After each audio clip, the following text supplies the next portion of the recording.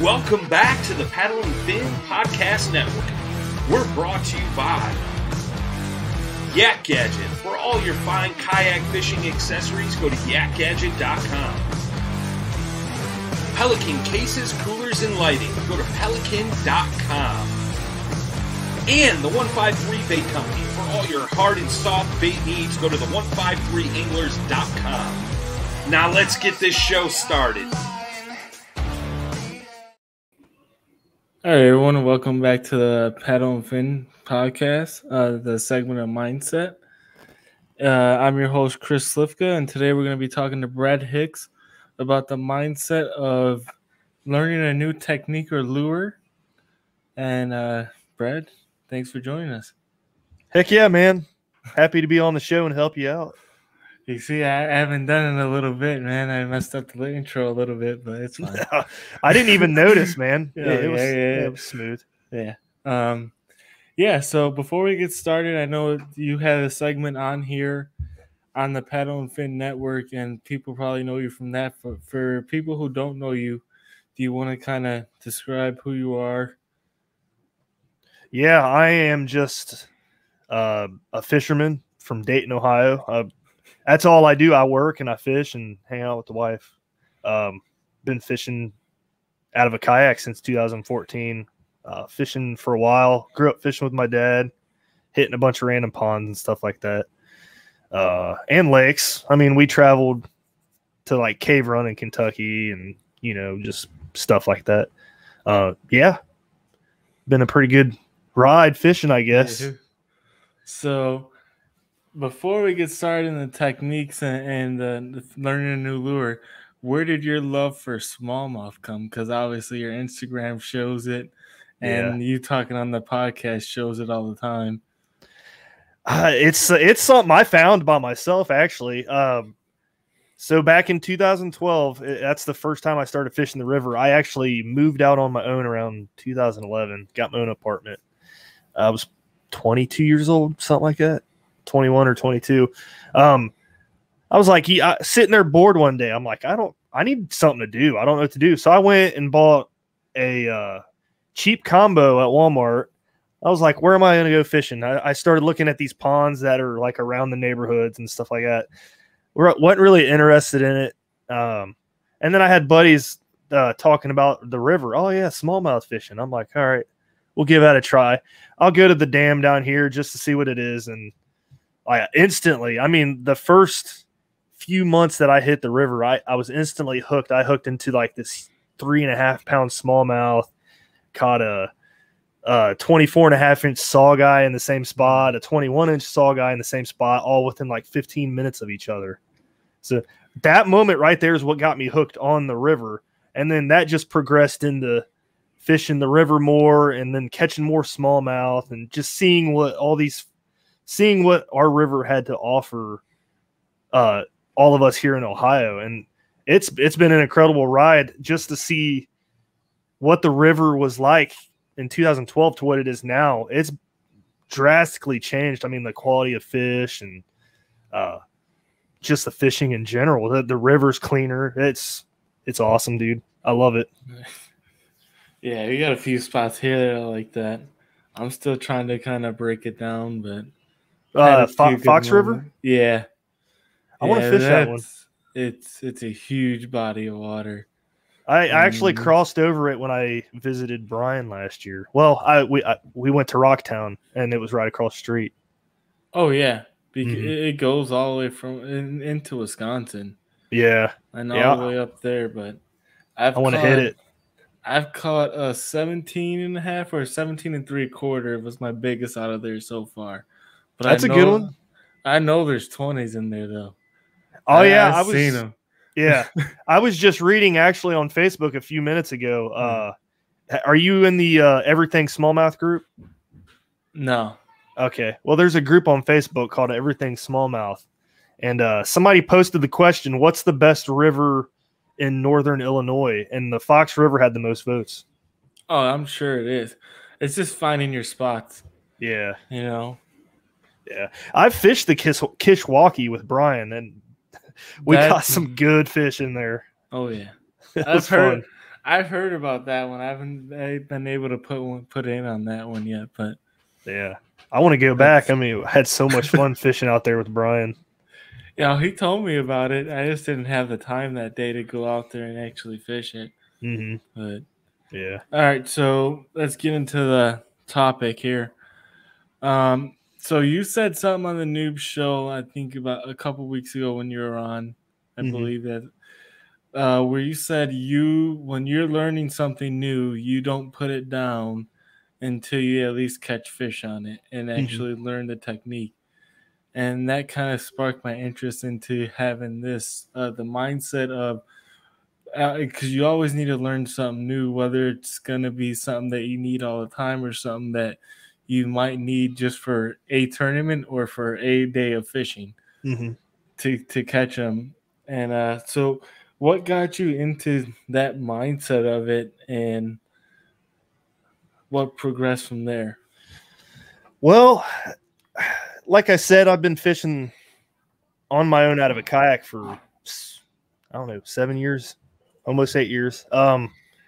When I first started fishing out of the kayak, I was pretty set on what kind of baits that I was using, and I didn't really venture out of that, out of that realm, I guess. I was comfortable with what I knew, you know what I mean? But as I got older and started to mentally picture what baits do in the water, I'm like, I sit there and think, I still do it. I sit here and think at home, I'm like, all right, what does that bait look like underwater? And I'll sit there and think about it. I'm like, all right, that makes sense. So then when I go out on the water, and this has also helped me learn to fish deep also, casting out there, letting that thing drop if it's a bottom, like a bait I work on the bottom, letting it drop all the way to the bottom, and then twitching that. And then I'm visually thinking that in my head what that bait is doing. So Tokyo rig, for example, like we were talking about on the Noob Show, I know that bait has the weight on the bottom and it's sticking straight up with the whatever bait you want to throw on there. Yeah, the crawl trailer. Yeah, which I like the Z-Man Turbo Crawl because it's buoyant.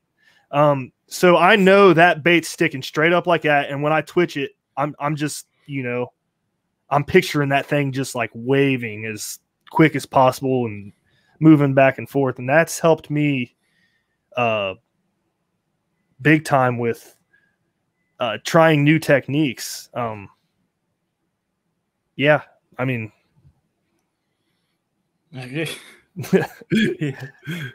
yeah. So you said, I mean, I don't technically fish deep ever. That's something I definitely have to pick up and learn. And I don't either. Yeah, and gain confidence in. Yeah. Especially me wanting to do the tournaments. Yeah, any situation is possible. Yeah. And that's funny that you say that, because I've made it my goal for the last 2 years to get more comfortable deeper and deeper as I go. Last year, I focused on that range where I was comfortable 1 to 10 feet. Okay. Anything deeper than 10 feet, I was like, man, that's super deep. So last year, I was like, all right, 10 to 15 feet. I'm going to focus on that. I got comfortable with that. This year, I've been doing 15 to, still not at the 25 foot yet. I'm more 22, 23.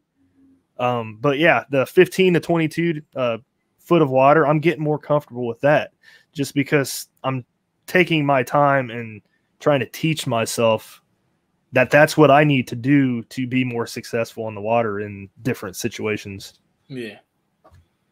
So my next question, so when you know something's working, say, the Tokyo rig's the deal, right? How do you decide to put that down and pick something else up just to learn it? Or is it or is it, hey, this guy's catching fish here on something that I'm not catching fish on? Right. So it just depends. If I'm fun fishing and I know something works, I'll catch fish on it, be like, all right, I'm good. I caught fish. We're good. That's when I will switch over and try something new, just because, I mean, I already got fish out of the way. I've caught fish. Time to learn something new. got the skunk off the boat. You know what I mean? Yeah. So, it's always good to get that skunk off, and then you can be more relaxed and try different things. So, for instance, that day I was catching a ton of fish that day. I started throwing the Tokyo rig, and it helps. I got to say this: it helps fishing with a buddy that fishes with that bait that you're trying out brand new, because they'll kind of teach you through it. And I was fishing with my buddy Chris, and he was fishing the Tokyo rig, and he was slamming fish. I was catching mine on the TRD. We were both catching a ton of fish. So I was like, all right, dude, give me that Tokyo rig. I want to try that. I was like, I know it's going to work because you're catching fish on it. It's only a matter of time. So I don't know, 100 yards down the bank, I caught my first fish on it. Ended up being a 20.5-inch largemouth. And it just keeps going and going and going. The thing that I've learned about the Tokyo rig is it seems to be a big fish catcher for some reason. I don't know why, but I've caught some good fish on it all year long since I picked it up. Aren't you putting a bigger bait on that though? Also? Yeah, I guess so. It's probably 4-inch crawl. Yeah, versus the TRDs. Mm-hmm. Yeah, because I know everyone who thinks river smallmouth automatically Ned rig. Yeah, that's the first thing I got told when I said I was going to a river smallmouth tournament this year. In April, everyone's like, "Oh, just throw a Ned rig." Yeah, I throw the Ned rig all the time too, but not all the time. I mean, I threw it, but I also know like the 17.5 I caught in the Fox that came off a lipless crankbait, and that was the first time me throwing that in a river, just because they're so freaking expensive. Yeah, that actually it's the lipless crankbait is like a proven technique in the river. Yeah. Not many people do it anymore, but it used to catch a lot of fish for people back in the day. Yeah, and nobody uses them. Yep. But because I know for me, like I'm learning the frog this year. I will more or less pick a lake where I know people are using those techniques to catch fish and learn that, because you have to more or less learn the bite, learn how to hook them, especially a frog, because you could pull a frog away from a fish quicker than anything I know, and I've learned that this year. That's one bait I'm hesitant to throw just for that reason, because I know I will get really mad throwing it. I know, Z-Man makes a great frog. Where I've lost less fish on that one than the others that I've used. But yeah, I mean, it's something that's fun and exciting, but at the same time, I'm losing a ton of fish, too big fish. Yeah, I believe it. You can see it in the videos that I make and the stuff I post, where it's like, oh, there goes another one I lost. Yeah, or you get a bird flying towards your topwater. Yeah, that was ridiculous. That was funny. It happened to me this past weekend too. That's crazy. But it is what it is. Yeah, that's another bait though, like a frog. So I have a spot where I know I can catch a fish on a frog. It's just I got to go out there and do it and throw nothing but the frog. I might try that before the year's over. Just because. Yeah, I mean that's what I was doing. A lot of this past month. Because when I get on that body of water, for me, my mindset, I know they're in the grass. And then as I'm passing these other boats and kayakers, they're all telling me, like this past weekend, this guy's like, haven't caught a fish out here all year. They're not in here. They're not in here anymore, man. And first spot I pull up to, I throw that frog. Fish blows up on it.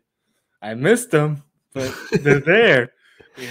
Hey, you do know, like, so if I think it's Drew Gregory that I heard this from. If you have a topwater miss like that, you can follow it up with a soft plastic and usually catch them. Oh yeah, and that's what I was thinking. Start throwing like a punch rig, because this is thick matted grass. I think a lot of my misses, and the weird thing with these fish, I know this is kind of off topic of mindset, but the weird thing with these ones that I'm experiencing, they're coming straight through the thickest grass to eat this. They're not, normally they say wait for a pocket and that's where the fish was going to blow up. These fish are not doing that. They're eating the grass with the frog and everything else. And they're getting their greens. Oh, yeah. Oh, yeah. That's funny. So I think some of those misses come off of that, but I definitely need to start punching that too. Yeah, that's the first thing that comes to my mind when I'm on the river and they miss topwater. I put that rod down, I pick up a TRD. Yeah. And it seems like it catches them almost every time. It's pretty crazy. Yeah, I mean, some of my misses, though, I could feel them hooked. As I'm getting better with it, because they always say the frog's about timing, about timing your hook set, make sure they actually got it before you pull them. So I let that rod load up a little before I try to jack them on it. Yeah, and that's not. I imagine that's not that hard, or I imagine it's not that easy to do in that thick stuff either. No, because then you got to drag them out of that thick stuff. Yeah. That gives me like OCD or something like that thinking about it. Yeah, that's funny. Yeah, man, But yeah, that's been my experience because the frog's something I really wanted to focus on this year. I mean, I've thrown frogs plenty of times before, but I've never committed to it. Like you're saying with the Tokyo rig, I more or less will avoid the frog just for that reason because the hook sets weren't always good, and But no, I agree. I've avoided the frog for the same reasons. Yeah, it's something like I learned, I should say, wasn't told. I learned a long time ago, like a lot of the elite pros, they say at least try to learn one technique per year in order to, if you want to be at that higher level, which we talked about last night that I do. Oh, I mean, we all do. We want to play at the high level, whether we're in a tournament or not. We want to catch every fish we can. True. Especially the big ones. Yeah. Who doesn't want to catch a big fish? Yeah. That's why we do it. Yeah, so that's what I wanted to do the mindset of having to learn that new technique and put I don't know, have you done this? Because I personally, this is the first year I've done it where I heard leave everything else at home and just take out that technique. I've never done it, but I've went out on trips where I've only taken 3 rods. So I'll have 2 confidence techniques and 1 technique that I'm not familiar with. Okay. So, for example, when I went out to Illinois last August with Brian, we hit his local lake, and I don't know, I probably had a spinnerbait and something else tied on, maybe topwater and a jig. So a jig is something I'm not good at all. I don't have much confidence in it. But I had one tied on because Brian was like, I catch them on jigs on the offshore structure. I know in this part of the lake. That. Yeah. So he took me out there. He started casting. I sat there and watched him for a few minutes. He started casting his jig out, let it sink, and he would just drag it. When it would hit the piece of wood, he would pop it over and let it sink again and then drag it again. So I was like, okay, I think I can do this. I don't know, maybe an hour passed by. I ended up catching 2 fish on a jig, and that was my first 2 ever jig fish I ever caught. So I kind of have that mentality now that, like, okay, I can catch fish on this. Like I said, it's just a matter of time. Yeah. For fast forward, or this past year, as spring, I think, I ended up catching another jig fish using that stuff I learned with Brian, at a new reservoir I've never been to up here. I was fishing it deep, 25 feet deep, just dragging it because it's mud on the bottom, just dragging it, popping it. Ended up catching a big 20-inch largemouth on that. So, yeah, I mean, well, first off, if you hadn't thrown football jigs for smallmouth, you're missing out, man. yeah. Yeah. I know. I don't have much confidence in those like big skirted jigs or chatterbaits for smallmouth. No, I don't know why. I use a Finesse Football Jig. Oh, yeah. I really like that. Missile Jigs, Finesse Football Jig, they have something that's really, really small. I have to check that out. But it's like a 2-inch in profile size, but the weight's 3/8 ounce, and they have a 1/2 ounce. That's not bad. Yeah, they put most of their weight on their collar instead of the head. Oh, okay. Yeah, I'm looking at it right now. Yep. It's like a rounded head. No, they have a football style one. Oh, okay. They have a round head and a football style. I don't see the That's football. I just happened to see it at a Cabela's and bought it. Huh. Interesting. I'm gonna have to try that.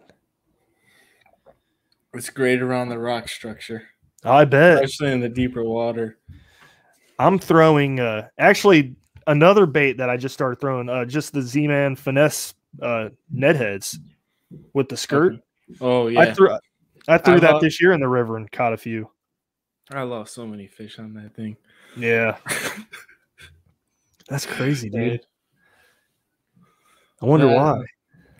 It could be possibly me. I mean, I can hook them good, get them to the kayak, and as soon as they jump, it's like it's over with. Yeah, that's how a lot of people lose smallmouth once they jump. Yeah. You can't let them jump, man, unless you got them hooked real good. Yeah, I mean, that's part of the problem, though. Yeah. That's the first thing they want to do. Yeah. It's always good practice. I've been trying to do this year. It's always good practice to stick that rod tip in the water. Yeah, I said that on the noob show too. It's always, but when you know you got a big one, your mind is going all over the place. Oh, I agree. It's a lot harder to do than to say it. Yep. Yeah. Yep. I agree with that. Yeah. But so yeah, I mean, just like you learning the jig, have you picked up a jig since then and thrown it more, or was that just the one time? I'm trying to think. May was probably the last time I've thrown a jig, but anytime I'm in deep water, I'll have one tied on for sure now. I mean, because the mentality of fishing deep with a 3/4 ounce jig, most people think that 25 feet's super deep. It's not. It's not really. And the way that my mind works is I will pull out my tape measure and I'll set it at 25 feet deep or 25 feet and I'll look at it. And you look at the front of it and then the end of it, you're like, that's really not that deep if you think about it. 25 feet's not bad at all. And that kind of puts it into perspective for me. So I'm like, all right, that's doable. 3/4 ounce jig will get to 25 feet deep in like 2-3 seconds. It's a lot quicker than people think. Yeah. I know I have some 1 ounce jigs exactly for that reason. Mm-hmm. Some with skirts, some without skirts, just to keep the profile smaller. Mm-hmm. But that's something that I learned from fishing back when I did co-anglers a long time ago when I was like 20. They told us on Lake Geneva that's all you can throw because that's all they eat. Mm-hmm. You know, it's that or a jerkbait. Yeah. You know, and that's. How old are you? Me? 28. No, 29. Oh, okay. 29. You said way back in the day when you were 20, so I was like 9 years like 40? ago. No. No, 9 years ago. But that it seemed, when you think about it, it seems so long ago because you know we've been doing this for so long, man. Yeah. That's like funny. You start putting all those years together and all that knowledge. Yep. I agree with that. Yeah, I mean, so that's like one of the first things I learned was a jig, and it was easier to catch them out of ponds that way. Mm-hmm. You know, and the hook sets are, you know, you don't lose as many fish. Mm-hmm. So I'm surprised to hear that you never really thrown a jig.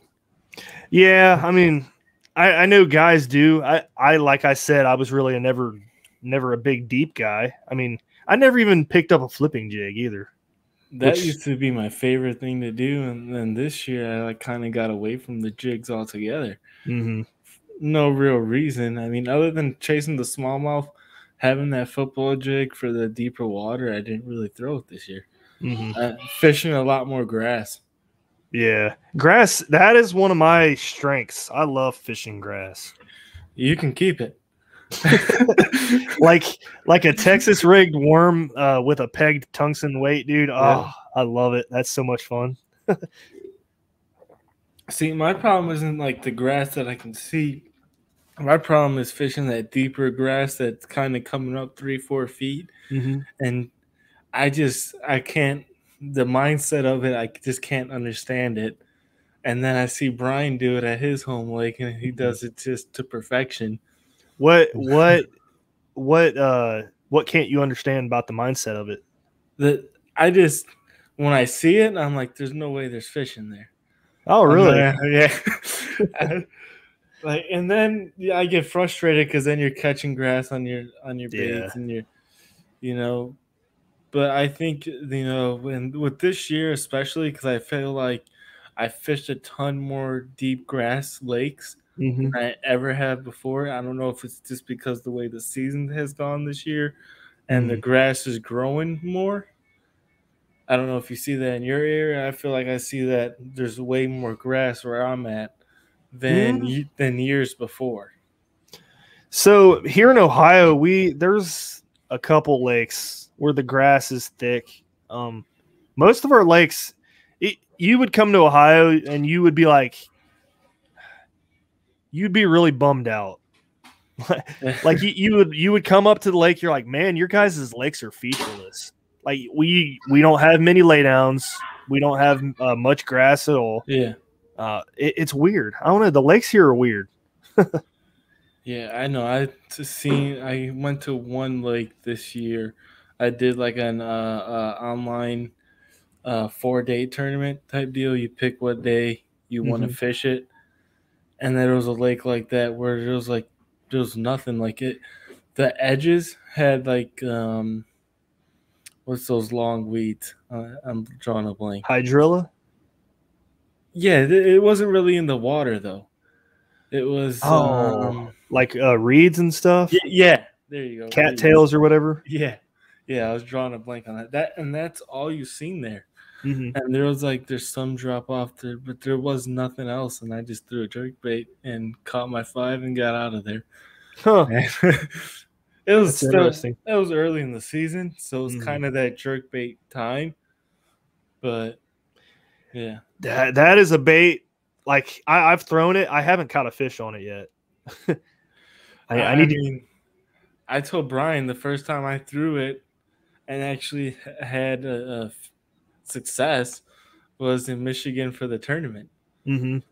And I just threw that because, you know, like I said, going back to when I was fishing out of the back of the boat, clear deep water, throw a jerkbait. Okay. So I just put that in my head. Clear deep water, throw jerkbait. That's going to stick with me. I'll remember that. Yeah, I mean, because you think it's something that you can work slow, but you can also work it fast. Because I started thinking about it after that tournament. Why did that work? But everything else I threw didn't. You know, and I think it's just because I was able to work it slow. I was able to keep it because now they have the suspended jerk baits. So you're able to keep it in front of that fish and far away from you. Yeah, that's true. You can cast the things a mile. That's true. Yeah, I don't know what it is about it. I think it's the motion of working the jerk bait. Because I've struggled with the popper too, but I've caught fish on the popper. But that motion of just working the bait is something in my head. It's just like, I don't like that. And I don't know why. I just do the 2 pops let it sit, 2 pops, let it sit.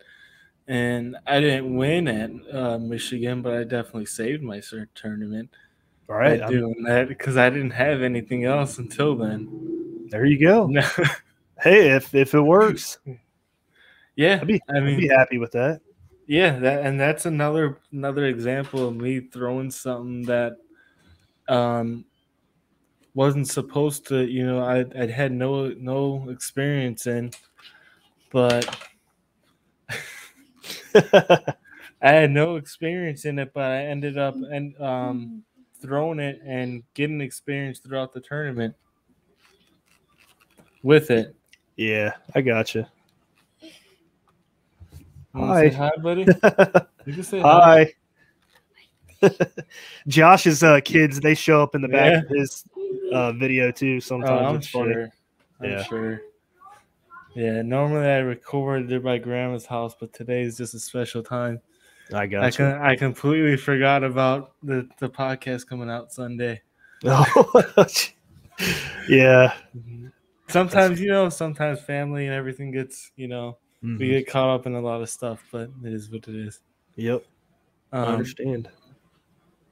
But yeah, like I was saying, this year in particular, throwing stuff that I've never thrown before has honestly led to more success than failure.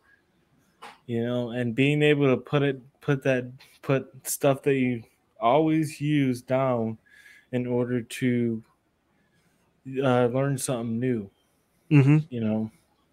Yeah, and it could be like your confidence baits could be baits that everybody uses, right?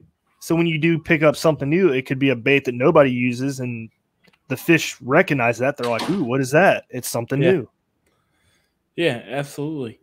I feel like a lot of people are drifting towards, I'm only going to use this, and this is all I'm going to use the whole year. And I heard it a couple times on a couple different podcasts where they say if I don't catch them on this, then they're just not biting. Yeah. And I just don't have that mindset to think, if they're not biting for me, it's more because I couldn't figure it out rather than the fish aren't biting. Right. Or they just might not be in that area, Yeah, exactly. Because people fail to realize that bass do travel. I mean, they travel pretty far. They're not in the same areas all the time, especially on rivers. Smallmouth, they'll travel up and down stream from dam to dam in between. They'll go up riffles. They'll go back, I've caught the same fish in the same spot like a week apart before. So they will stay in some areas if that's what they're feeling like. But a lot of people don't realize that they do travel 2-3 miles at times. So and fish will relocate due to whether it rains or something changes, or it could be as simple as heat. I feel like the fish that at my local lake moved a lot towards those grass areas and those thick areas because we've had 90 degrees straight, 100 degrees straight for so many weeks with no rain that's the only place they could keep cool. Yeah. And just like rivers too. I mean, when the water gets high and muddy, they'll go to the banks or they'll find like an eddy that'll be protected from heavy current. Oh yeah, because they know the water way better than we do. Yeah, oh yeah, that's for sure. I mean, it's kind of funny because we have these fish finders and everything. We're like, oh yeah, I found the spot, and then they won't be there at all. Yep. Yeah, I've had that already on the Fox where I thought I found the spot, and I went back there this weekend and they weren't there. There are spots where, like I said, if like a big 20-incher. If you catch a big 20-incher there, it'll go, 2-3 miles away. Another fish will come in. It might not be as big, but there'll be another fish there. Oh, yeah. Yeah, I heard, always if you catch a fish there, there's always a fish. If that fish doesn't return, there's going to be a fish that takes its place. Yeah, that's 100% true. But we've been on for about 35 minutes. I know this is a short topic and this isn't something that is a long topic to talk about. Mhm. But I just wanted to get you on here to kind of get your perspective of it and kind of how you figure stuff out versus, you know, a guy who always throws the same thing, Mhm. you know, and kind of talk about, you know, what I've been doing too to help me learn. Yeah. I mean, stuff like this helps me learn too. Like I learned deep and clear water, throw the jerkbait. Absolutely. So like I may be a guest on your show, but that doesn't mean I'm an expert. I'm still learning with you. Absolutely. We you know, we all learn. Yep. I know I still listen to the Bass Fishing for Noob stuff, and I do too. There's stuff I learned on that show that even if I know the technique already, like the Texas rig technique, Yep. I never threw it in grass. I'm actually going to try that this weekend. Oh man, and my favorite place to throw it. Exactly. It's Yeah. you know, I've thrown the Texas rig. I know how to rig it up. I know all the stuff. But, you know, it opened my mind to throwing it in different places that I never thought I should be throwing it. Yep. You know? Yep, I agree with that. But yeah, I wanted the viewer to know, or the listener to know, like, it's okay to pick up something new or try something new. Don't always go to what you know. I would say go to a body of water where you know you catch a lot of fish, whether they're big or not, and try to learn that technique versus just trying to catch fish. Yes, Yeah. catching fish is fun, but you're never gonna grow if you don't throw new stuff or learn new techniques.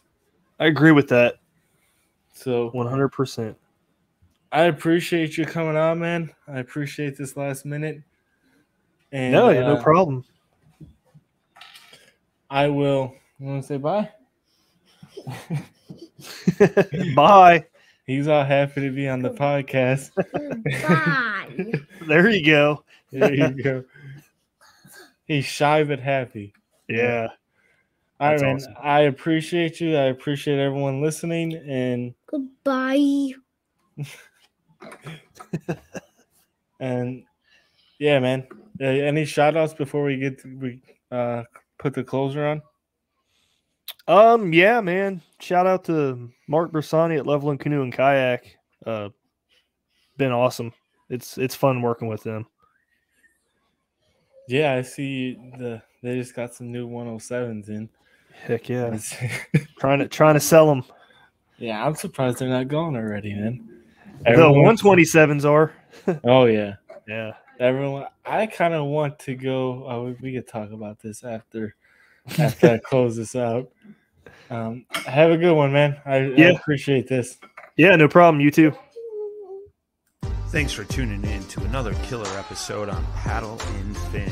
Don't forget to go check out our website at paddle_and_fin.com. Don't forget to check out the YouTube channel at Paddle and Fin. If you got a question, comment, want to hear from a future guest on a future episode, feel free to email us at paddle_and_fin@gmail.com. Don't forget to follow us on social media at Paddle and Fin on Facebook and Instagram. Shout out to our show supporters, Angler. The Angler button and app just makes for a better time on the water and creates a virtual logbook for every fishing outing out on the water. Shout out to Rocktown Adventures, located in Northern Illinois, for all your kayaking, camping, and hiking needs. Shout out to Jig Masters Jigs. When in doubt, get the jig out. Go to jigmasters.com.